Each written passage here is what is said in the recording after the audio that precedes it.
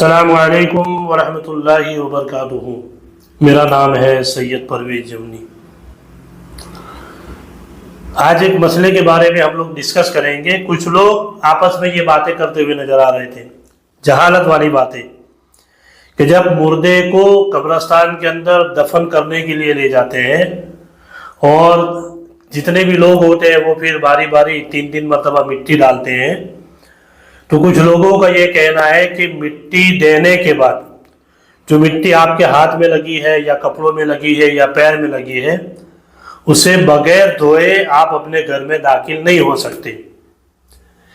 تو ہم نے تحقیقات کی تو یہ تو غیروں کا مسئلہ ہے، یہ تو غیروں کی یہاں بات ہے کہ جب اس کو دفن کر کے آئے یا جلا کر آئے تو بغیر نہائے اپنے گھر میں نہیں جا سکتے یا بغیر کپڑا چین کے اپنے گھر کے اندر نہیں گھس سکتے۔ اسلام میں ایسی بات ہے ہی نہیں ہے۔ آج تو دیکھا گیا قبرستان کے اندر نل لگے ہوئے، ٹوٹیاں لگی ہوئی ہے، اگر آپ نے مٹی دینے کے بعد آپ کے ہاتھ میں مٹی وغیرہ لگی ہے تو آپ اسے جال دیجئے، اگر صاف ہو جاتی ہے تو کوئی ٹینشن کی بات نہیں ہے۔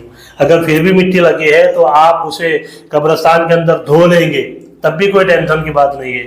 اور اگر نہیں دھوئیں گے اور آپ اپنے گھر جا کر پھر اسے صاف کریں گے، دھوئیں گے، تو بھی کوئی ٹینشن کی بات نہیں ہے۔ اس سے کوئی ایسا مسئلہ نہیں ہو جاتا کہ بندہ گنہگار ہوگا یا مردے کو عذاب ہوگا، یہ ہوگا وہ ہوگا، نہیں۔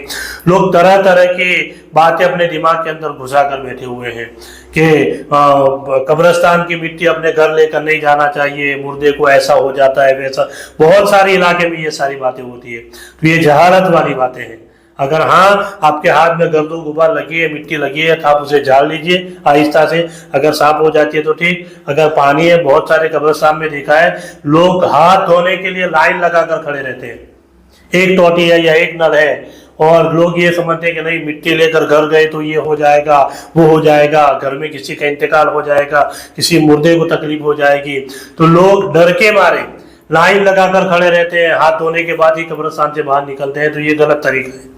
اگر آپ نے ہاتھ جھاڑ لیجیے، مٹی اگر آپ کے ہاتھوں سے چلی گئی ہے تو کوئی ٹینشن کی بات نہیں ہے۔